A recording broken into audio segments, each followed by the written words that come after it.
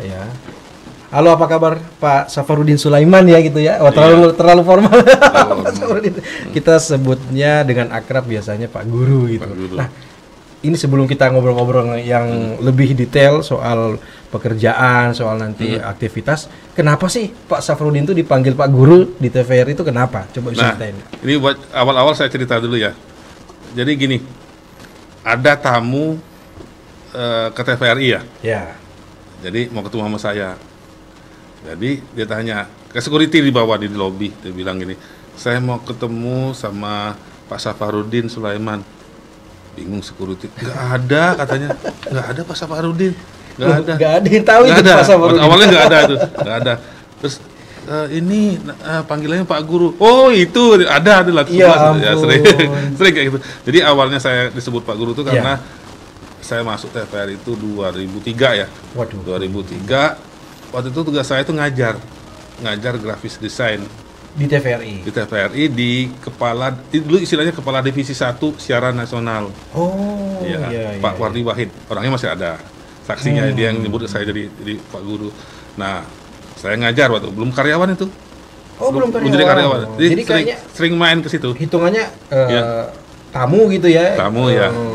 Jadi dia punya beberapa staf gitu. Setiap staf itu punya julukan masing-masing. Oh gitu ya. Si ini disebut apa, si ini disebut apa. Nah, saya bingung dia. Dia tanya sama teman, kita panggilannya apa ya buat Pak Safarudin? Dia bilang, karena kamu ngajar, kasih Pak Guru aja. Gitu dia. Dari 2003 itu 2003. Akhir 2003 udah resmi jadi Pak Guru. dilabelkan Pak Guru sampai hari ini dipanggil Pak Guru. Panggil Pak Guru. Wah, luar biasa. Iya. Nah, waktu itu ngajar begitu ya di TVRI. Memang waktu itu apa yang diajarkan Pak Guru itu sangat dibutuhkan oleh TVRI berarti. Iya katanya. Waktu itu mereka butuh grafis desain tuh agar bisa merubah tampilan. Contohnya Cun gitu ya. Opening Cun. Saya ajarin mereka. Cun itu kalau yang nggak tahu apa itu Pak Guru? Jadi animasi pembuka suatu acara. Animasi pembuka program acara. Jadi bikin seperti itu. Bukan sekedar Photoshop aja ya. Jadi dia nyuruh saya ngajarin. Kemudian saya buat acara musik waktu itu nggak salah, lupa acara musik apa. Saya buat dan itu dipakai, dan itu memang alhamdulillah ngerubah wajah tampilan TVRI juga tentunya ya. Wah, luar biasa Pak.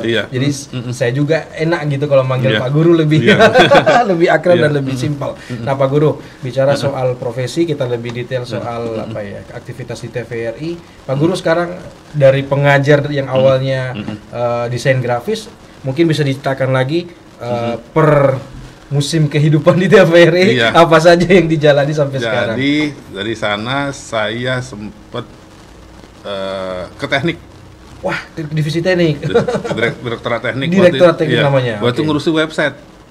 Oh, di TVRI waktu itu baru mau buat website. Namanya waktu itu tvri.com ya awal-awal. Oh. tvri.com. Itu ngurusin website jadi admin. Dan kebetulan untuk pembuat developer websitenya bukan dari nasional, dari Makassar. Jadi sebenarnya website TVRI itu perintisnya tuh orang Makassar. Orang Makassar. Dan itu masih anak buahnya Pak Wardi itu. Dan orangnya masih ada sekarang. Masih di TVRI juga. Jadi dia bikin tuh, dia develop websitenya, terus kita yang ngisi. Jadi per layer di dalamnya itu diisi oleh TVRI nasional. Nah, dari direktorat teknik saya masuk ke promosi tim promosi. Dari tim promosi masuk ke direktorat PU. Wah, lintas direktorat gitu ya. Nah, iya, PU akhirnya baru terakhir kali saya pindah ke direktorat program dan berita. Sekarang di direktorat program dan berita. Nah, mungkin bisa lebih panjang dan lebih jelas lagi apa yang bisa disampaikan Pak Guru di Direktorat Program dan Berita, apa yang dikerjakan sekarang? Sekarang saat ini saya memegang jabatan sebagai Ketua Tim Pengelolaan Aset Kanal YouTube dan Sosial Media. Pengelolaan aset kanal YouTube dan sosial media. Jadi kanal YouTube dan sosial media adalah aset begitu? Iya, disebut aset. Kenapa begitu Pak Guru? Kita kan punya, jadi gini ceritanya. Itu bagian dari satuan kerjanya namanya Media Baru. KPP-nya Pak Fajar ya, Pak Fajar Renaldi. Di bawah Pak Fajar Renaldi itu ada 3. Jadi pertama kali aset kanal YouTube. Yang kedua, portal berita. Dan ketiga, dokumentasi dan kepustakaan. Nah, dengan latar belakang dokumentasi dan kepustakaan, itu kan merupakan aset kita ya. Nah, aset disebut juga aset. Kata-kata aset itu terbawa ke bagian saya, aset kanal YouTube. Jadi kita punya dokumentasi juga yang lewat online, namanya YouTube. Ya, walaupun sebenarnya nggak boleh nyebut YouTube kan bukan punya kita ya. Saya konotasinya ke saya tadi, YouTube dan sosial media adalah aset, tapi itu sebenarnya dalam hal fungsi begitu ya, Pak Guru ya. Nah, TVRI kan kita tahu adalah televisi pertama di Indonesia tahun sampai hari ini. Tahun 62 ya pertama muncul, dan sekarang kalau Pak Guru melihatnya, apalagi udah ada gempuran-gempuran pengembangan teknologi, apalagi tadi YouTube, media sosial, seperti apa posisi TVRI ini waktu itu, apa diciptakan juga? Kapan sih TVRI itu bisa mengenal ada aset kanal YouTube dan media sosial ini? Ya, sosial media, kita bicara sosial media di TVRI ya. Sebenarnya jujur aja kita televisi yang paling telat mengelola itu ya, media online gitu ya. Jadi berdirinya sosial media itu karena iseng-iseng. Dari iseng-iseng. Tanpa ada surat penunjukan, saya suruh bikin, tanpa ada surat tugas bahwa nama Safarudin gitu ya, ditugaskan buat media sosial, nggak ada. Surat SK gitu ya? Nggak ada sama sekali, itu iseng. Jadi inisiatif dari Pak Guru maksudnya? Saya sendiri. Inisiatif lahir waktu itu, direktur program kita, Pak Erwin kalau nggak salah ya namanya ya, kita ada namanya Liga Serie A. Apa itu? Itali. Iya, menyiarkan TVRI waktu itu menyiarkan Liga Itali, Liga Serie A. Oke. Jadi saya lihat pertama kali saya lihat itu Twitter. Ternyata di Twitter nih kalau kita promosiin siaran program bola bagus, cepet nih. Karena saya bikin lah. Direspon oleh masyarakat gitu. Nama akunnya tuh nggak salah Liga Serie A TVRI gitu. Tapi belum secara resmi nih ya. Belum resmi. Inisiatif Pak Guru sendiri ya. Saya masukkan gitu. Ternyata begitu saya bikin followernya langsung 200.000 awal-awal. Tahun itu dulu. Tahun berapa itu Pak Guru kalau masih ingat? Tahun 2013 itu. 2013 udah 2000-an. Dan itu ternyata orang lebih banyak tahu bahwa kita menyiarkan Serie A itu lewat situ Twitter. Jadi TVRI adalah TV Liga Serie A gara-gara Twitter. Iya, Twitter. Jadi ketahuan. Jadi kita tuh ya bisa bilang promo saya berhasil gitu. Iseng-iseng berhadiah ini. Iseng berhadiah 2013 itu. Jadi dari Twitter akhirnya saya ke Facebook, mulai ke Facebook. Dari Facebook terus ke Instagram. Dari Instagram baru ke YouTube dan lain-lain. Seperti itu. Nah, ini gimana bekerja inisiatif tanpa disupport, belum ada support secara resmi dari waktu itu saya anggap sebagai hobi ya. Misalnya. Memang hobi. Hobi gitu.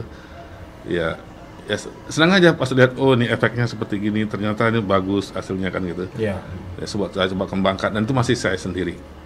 Waktu itu saya masih di Direktorat Pengembangan dan Usaha.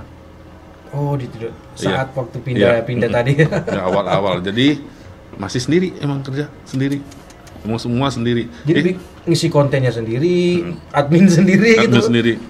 Waduh, Pak Guru. Pernah dibully sendiri. Karena kalau ada apa-apa kena sendiri juga. Kena sendiri.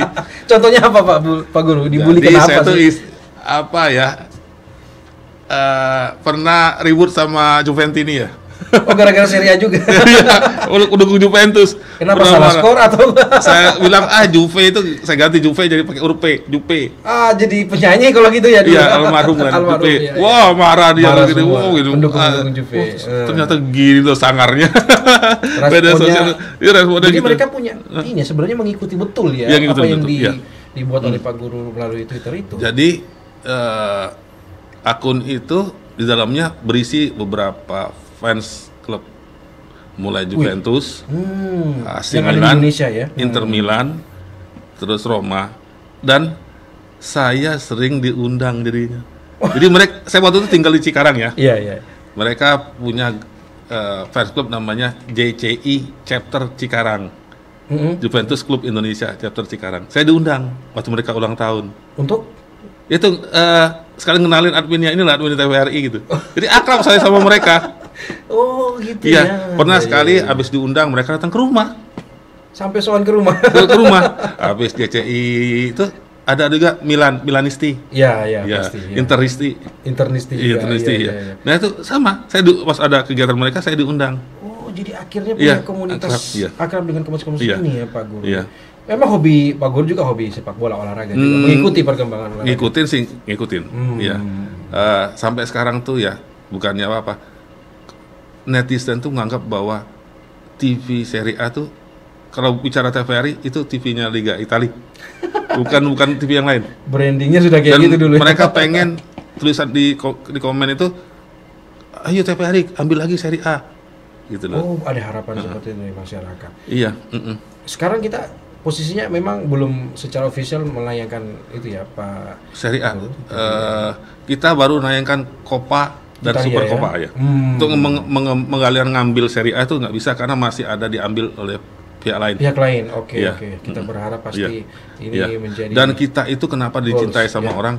Kita paket premium namanya ya. Paket premium? Namanya gini.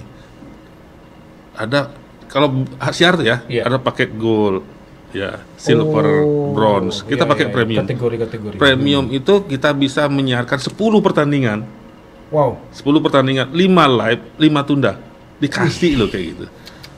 Kita dulu itu tembus itu dulu sama Pak Erwin. Ya. Jadi 5 live, 5 tunda. Dan kita waktu itu masih belum sanggup tuh 5 live. Dan kita berhak bisa menayangkan siarnya pertandingan peringkat 1 sama peringkat 2. Oh. Itu kelebihannya di premium itu. Premium. Kalau yang di lain biasanya peringkat 1 sama peringkat 10 gitu kan. Jadi ya itulah kelebihannya waktu itu. Dan kita sangat dihormatin orang. Wah, ya kalau TV lain nggak akan kayak gini gitu kan.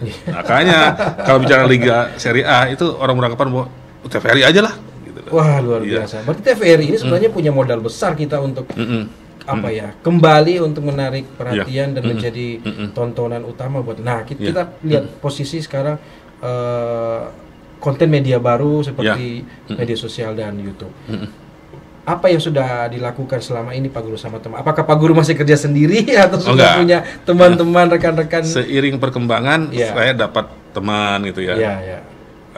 Ada teman baru gitu, 1 orang gitu, jadi 2. Udah berdua, oke. Nyicil itu satu. Tetap berdua. Ya, berdua. Terus udah berdua itu ditanggung bareng, bagi tugas lah. Yang satu desain grafis, saya yang masukin adminnya, terus edit, saya jadi adminnya, itu berdua. Masih lanjut berdua dengan serangan yang banyak serangan tuh dari netizen. Nah, terus hadirlah Pak Helmi ya, dan Pak Amni, dengan Pak Amni. Nah, dia mulai konsen bahwa pentingnya media sosial. Ya, dia bilang, udah titipkan ke saya. Sekarang kamu fokus benar-benar ke media sosial. Memang ada staf khusus dia 1 orang, ya. Tapi tetap sebagian besar saya ngerjain. Dari 3 orang kan? Oh, ada 3 ya. 3 orang. Nambah lagi. Pak Helmi gitu ya. Tapi itu ya belum jauh dari ideal. Masih sangat butuh banyak sekali yang dilengkapi. Ya. Nah, kemudian masuklah Pak Iman Brotoseno. Oke, direktur. Dan ternyata Pak Iman Brotoseno ini benar-benar konsen. Dukung juga. Sehingga lahirlah Satuan Kerja Konten Media Baru. Nah, ini akhirnya. Nah, itu akhirnya Satuan Kerja. Apa namanya Pak Guru kalau sekarang? Ya, konten media baru. Media baru. Nah, kalau bicara ideal, jujur belum ideal. Kalau dibandingkan mendingan. Dibandingkan sama TV lain ya. TV lain itu, TV tetangga itu mereka bisa sakernya itu konten media baru tuh jumlahnya 45 orang. Wow. Sedangkan kita 13 orang termasuk saya. Dan mereka mampu beroperasi di 3 shift ya. Oke. Kalau kita kan 24 jam terisi terus tuh. Terisi terus. Kalau kita kan baru taruhlah jam 8 sampai jam 4, jam 4 gitu. Paling banter jam 7 malam. Setelah itu kan kita itu. Jadi off lagi. Jadi padahal kalau lihat statistiknya YouTube, peak hour-nya itu jam 6 sore ke atas. Oh, 6 sore ke atas kita jadwalnya pulang udah. Ya kan, gitu. Oh, jadi gitu, beberapa postingan itu ya sebenarnya idealnya tuh justru di sore, orang lagi istirahat kan. Itu kita rajin lepas konten gitu maksudnya atau buat buat posting. Ke posting. Ya schedule-nya jam segitu. Dan itu kan jadwalnya kalau kita ada TVRI itu jamnya orang pulang. Kita jamnya orang pulang. Iya, jamnya orang pulang. Jadi di situlah. Jadi kita usahain caranya ya kita harus. Gimana Pak Guru? Akhirnya harus pakai shift. Harus pakai shift sih. Solusinya harus ada shift. Pakai shift. Sebenarnya pakai shift itu yang paling ideal. Nah, bicara soal media baru, apa saja media baru sekarang yang bisa diikuti ataupun dipantau oleh netizen? Kalau kita bahasa sekarang kalau masyarakat netizen ini Pak. Iya. Kalau lihat sekarang yang perkembangannya paling tinggi itu ya Inggris paling tinggi itu TikTok. TikTok itu peringkat pertama. Peringkat pertama kita TikTok. Ngalahin YouTube. TVRI juga sudah punya data itu. Alhamdulillah ada verified. TikToknya sudah verified. Sudah verified, alhamdulillah verified. Dan semua ya, alhamdulillah semua verified. Dan itu verified itu cara dapat verified itu sebenarnya gampang-gampang susah ya. Tapi pertama kali saya ingat, saya harus cari partner manajernya dulu. Misalnya kayak gini, Twitter dulu ya, atau awal-awal saya verified itu, saya nanya ke orang. Nah alhamdulillah itu salah satu admin dari TV tetangga ya. Saya tanya, saya kalau verified ke Twitter ke siapa? Dia ngasih kontak. Saya kasih, jadi saya hubungi, saya jelaskan gini. Nah itu kayak gitu. Untuk YouTube partner manajernya siapa? Gitu. Jadi benar-benar, jadi nggak bisa asal kita sodor gitu gitu. Ya nggak bisa. Verify itu lewat pihak ketiga partner manajernya itu. Harus itu sudah harus prosesnya seperti itu begitu ya Pak. Dan sekarang yang sudah verified TikTok, YouTube juga, fanpage, Instagram, Facebook, Instagram sudah semua. Nah, gimana dari 13 personil yang ada di konten media baru, apa yang Pak Guru mungkin pencapaian yang paling tinggi deh untuk saat kita ini? Kita bicara SDM dulu ya. Oke. SDM yang di konten media baru, kalau dilihat dari struktur organisasinya sebenarnya udah standar ya. Formasinya standar. Jadi mulai ketua tim saya lari ke konten kreator, kemudian ke grafis atau video editor, kemudian ke script writer, kemudian lagi ke admin ya, kemudian riset dan statistik. Jadi konten kreator itu bikin konsep perencanaannya. Misalnya saya bilang kayak gini, ini ada acara mimbar agama apa, atau acara musik, saya bilang ke dia, ini produser minta bikinkan flyer, ya, dia akan tanya foto-foto, rencana siaran jam berapa, bintang tamunya siapa, itu konten kreator, dia cari, kemudian ada konsep, dia bilang ke grafis, bikinkan flyer, modalnya ini, foto-foto sudah ada, dari informasi tadi, nanti dia bikin tuh, grafis udah cocok. Ada logo TVRI-nya nih, harus ada logo TVRI-nya, ada logo nya lengkap semua. Bikin caption-nya. Ya, caption-nya tugasnya scriptwriter. Nah, yang membuat naskah istilahnya ya, naskah lah caption ya. Nah, scriptwriter ini kita kan belum ada. Balik lagi si content creator yang bikin. Iya, content creator yang bikin. Kenapa pentingnya content creator? Caption-nya itu ya? Caption itu salah satu poin untuk meningkatkan engagement si postingan kita. Postingan itu. Iya. Karena ada dua tuh. Satu thumbnail. Thumbnail itu maksudnya tampilan depan atau flyer. Flyernya bagus atau enggak. Covernya. Sama caption. Caption itu kan biasanya kita mulai, jangan lupa saksikan. Ayo nonton. Itu salah satu ya. Kata-kata kunci. Kata-kata kunci. Terus ada hashtag. Hashtag misalnya apa? Misalnya Rumah Musik Indonesia. Atau TVRI. Media pemusat. Itu harus pakai. Kenapa itu Pak Guru? Kenapa kita posting harus ada caption dan tagar itu? Tagar itu sebenarnya poin pencarian. Jadi orang mencari tinggal cari aja dia langsung ngikutin tagar itu. Itu mempermudah. Bahasa pencarian itu namanya. Otomatis juga keluar. Itu awalnya tuh kalau nggak salah itu Twitter yang memulai pertama kali. Tagar itu. Ya. Dan diikuti oleh Instagram dan Facebook kemudian. Ya. Itu kata kunci sebenarnya. Kata kunci pencarian. Jadi kalau orang itu mudah mencari dengan adanya hashtag. Oke, Pak Guru. Nah, kita bicara soal konten yang sudah diproduksi oleh bukan direktorat, apa namanya Pak Guru? Divisi atau apa di Satker Media Baru. Di Satker konten media baru ini apa saja yang sudah diproduksi konten-kontennya? Apakah memang sebatas tadi postingan-postingan saja atau ada, karena TikTok ini kan mainnya sangat banyak ya materinya Pak Guru. Kalau gitu kita baca istilah bicara tentang postingan ya, apa aja yang harus dipublish itu ini kalau lihat dari instruksi direktur utama kita ya, bulan lalu mereka Pak Iman mengeluarkan statement bahwa konten media baru itu bukan serta-merta memindahkan konten terestrial masuk ke media online. Oh iya. Itu pesan beliau. Jadi bukan semua acara TVRI mau mulai dari Serambi, Islami atau apa masukkan. Itu salah. Itu nggak akan meningkatkan engagement. Jadi kita tuh belajar lagi basic TVRI itu siapa sih gitu loh. TVRI itu TV yang gimana sih? Ya, gitu. Jadi kita harus ada perubahan. Jadi media baru itu punya produksi sendiri yang beda dengan konten terestrial. Tidak hanya comot dari terestrial terus pindah. Iya. Pesona Indonesia masuk aja. Yang penting udah diposting udah gitu. Iya. Itu nggak bisa seperti itu. Jadi kita juga punya konten yang kita produksi sendiri. Termasuk ada kru produksi maksudnya gitu. Ada. Termasuk podcast.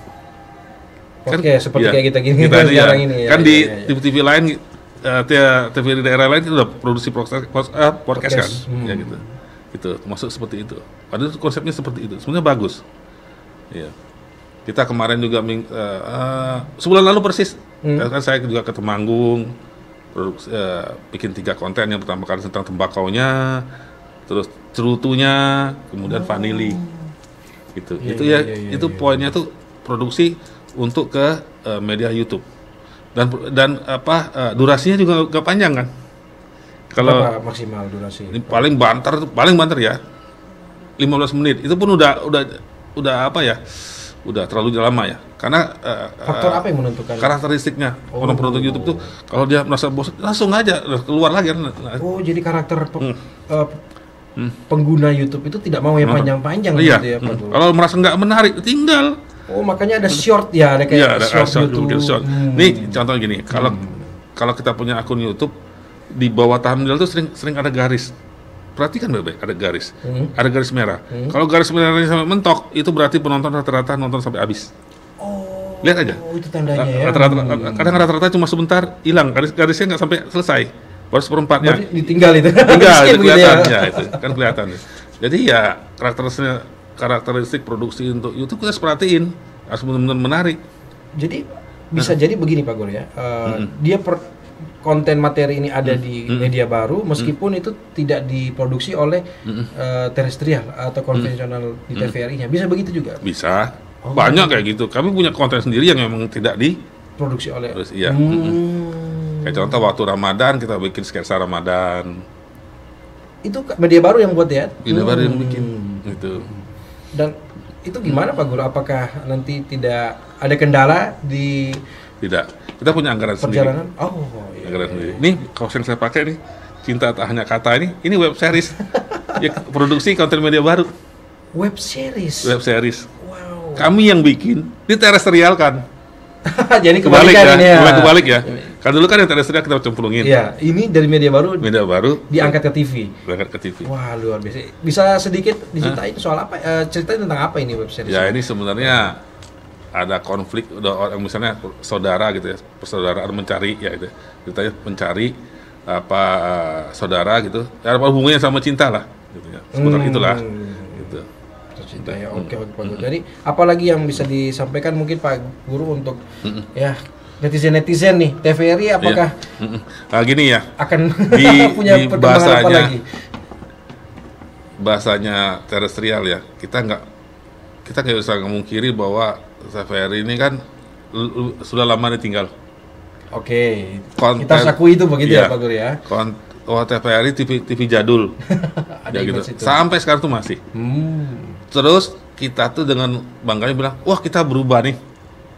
Kalau kita ketemu orang, TV udah berubah gitu. Ya. Nah kita ngomong kita berubah nih buat siapa? Apa seputaran TVRI aja? Apa untuk orang luar? Orang luar percaya nggak kalau kita berubah? Nah perlu bukti gitu kan? Perlu bukti. Nah untuk membuktikan kita ada satu hal lagi, ngembalikan mereka nonton dulu ke TVRI. Ya. Itu yang paling berat. Jadi sebenarnya PR kita ini bukan membuat perubahan layar aja ya, membuat mereka kembali nonton TVRI itu yang paling berat. Jadi kalau ada acara di TVRI, seperti kayak pesimis ya orang-orang. Padahal kita kemas program itu dengan perubahan. Jadi tugas utamanya berarti memperlihatkan berubah Tapi kembalikan dulu mereka nonton TVRI. Supaya mereka lihat langsung perubahan. Lihat langsung perubahannya. Kita percuma kita tidak bilang, wah kita berubah di mana-mana kita bilang kita berubah. Cuma kita doang yang ngerti. Kita doang yang ngerti. Ya, percuma gitu. Oke Pak Guru, mungkin nanti kita lain waktu kita bisa ketemu lagi, kita bisa ngobrol-ngobrol lagi. Sukses dan selamat datang di Gorontalo, menikmati Gorontalo Pak Guru. Sukses selalu Pak Guru. Sukses sama-sama.